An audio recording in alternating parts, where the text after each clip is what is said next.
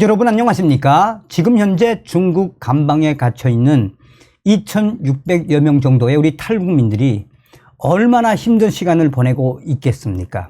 아시는 것처럼 북한 김정은의 지시에 의해 탈북민들, 탈북 시도자들, 또 북한의 외화를 상납하지 않고 해외에서 외화를 몰래 빼돌렸던 당 간부들에 대한 대대적인 강제 북송이 시작됐죠. 지금 시진핑이가 난리가 났습니다. 전 세계 70개 단체와 미 국무부, 유엔 사무총장, 탈북민 강제 북송을 멈추라라고 중국의 시진핑을 박살을 냈습니다.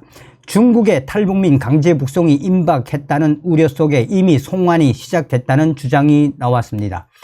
또 일반 탈북민이 아니라 문제를 일으킨 일부 파견 인력의 북송이라는 증언도 나왔습니다. 하지만 성급한 추측이라는 지적이 제기되는 등 중국 내 탈북민 신변의 불확실성이 커지고 있습니다.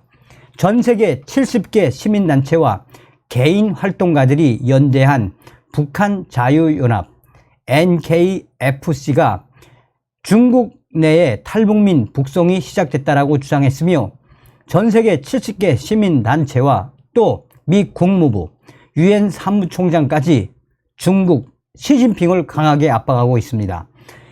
전 세계 70개 단체의 수잔 솔츠 의장은 지난달 31일 회원들에게 보낸 이메일을 통해 중국이 8월 29일 버스 2대를 통해 90명에서 100여 명의 탈북 난민 북송을 시작했다라면서 중국 단둥에서 중조 우이교를 통해 북한 신의주로 가는 버스를 촬영한 동영상을 수잔 솔츠 여사는 공개를 했습니다.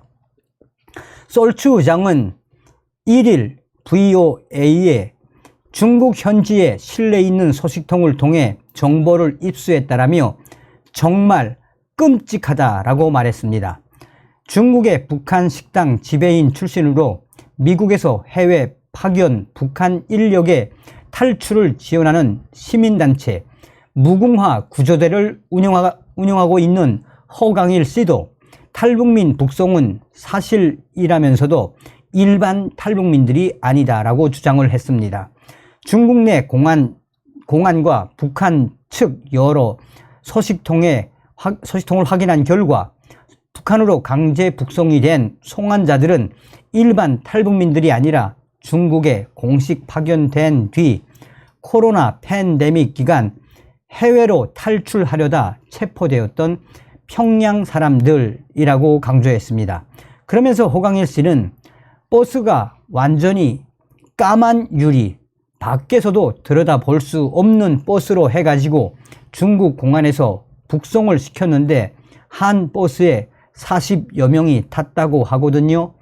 제보한 그 사람들 신분은 밝힐 수는 없는데 자기네들 뉴스 보니까 미국 쪽에서 탈북민 북송 문제 갖고 구출하려고 노력하는데 때는 늦었다고 하더라고요 라고 허강일 씨는 말했습니다. 허강일 씨는 북송된 탈북민 중 60%는 중국의 정보기술 IT 파견 인력으로 대부분 20대에서 30대의 북한 청년들이라고 말했습니다. 그러면서 북송이 29일 오전 8시 30분부터 10일 사이에 첫 버스가 북한에 갔다 오면 다음 버스가 출발하는 방식으로 진행됐으며 북한 당국은 이들을 통해 중요한 정보가 유출될 가능성을 우려해 북송을 서둘렀다라고 허강일 씨는 전했습니다. 최근 이 문제에 정통한 워싱턴의 한 소식통도 미국의 소리 방송에 북한 당국이 중국에서 문제를 일으킨 주요 파견 인력의 북송에 우선순위를 두고 북송을 추진하고 있다라고 말했었습니다. 이런 가운데 탈북민 북송 소식의 정확성에 대해 좀 더 확인해야 한다는 목소리도 나오고 있습니다. 중국의 정통한 한 소식통은 1일 이 미국의 소리 방송 VOA에 지난달 16일 이후 버스가 단둥과 신의주를 오간 사례가 여러 차례 된다면서 대부분 코로나로 북한 복귀가 지연된 공식 파견 인력으로 알고 있다라고 전했습니다. 한 선교단체 관계자도 VOA에 이같이 지적을 하면서 북중이 탈북민 북송을 오픈된 곳에서 할 가능성은 매우 적다라고 말했습니다. 탈북민 구출단체인 한국의 갈렙 선교회의 김성훈 목사는 일반 탈북민은 대부분 투몬이나 훈춘 등을 통해 북송된다라며 단둥을 통한 북송은 매우 이례적이란 반응을 보였습니다. 김성훈 목사는 그러나 중국 내 파견 중 탈출하다 붙잡힌 관계자들의 경우는 일반 탈북민과 차원이 다를 수 있어 북송 여부를 쉽게 예단하기는 어렵다라고 말했습니다. VOA는 중국 정부에 여러 차례 탈북민 북송 문제에 대한 입장을 문의했지만 답변을 받지 못했습니다.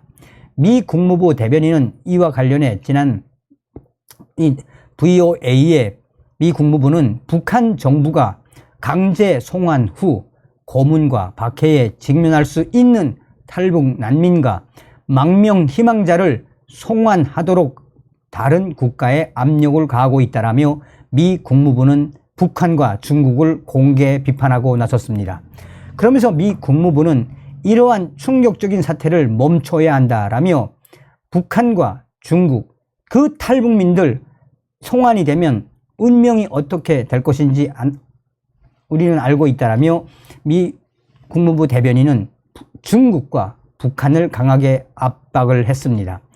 안토니우 구테우스 유엔 사무총장은 5일 개막하는 제78차 유엔 총회에 제출한 북한 인권 상황 보고서에서 회원국들의 국경을 불규칙적으로 넘은 북한 국민과 해외 노동 파견자 중 탈출한 사람들에 대한 보호를 확대하고 국제인권법에 따른 강제 소환 금지 원칙에 따라 중국이 이들을 송환하지 않도록 해야 한다라고 중국을 정조준을 했습니다.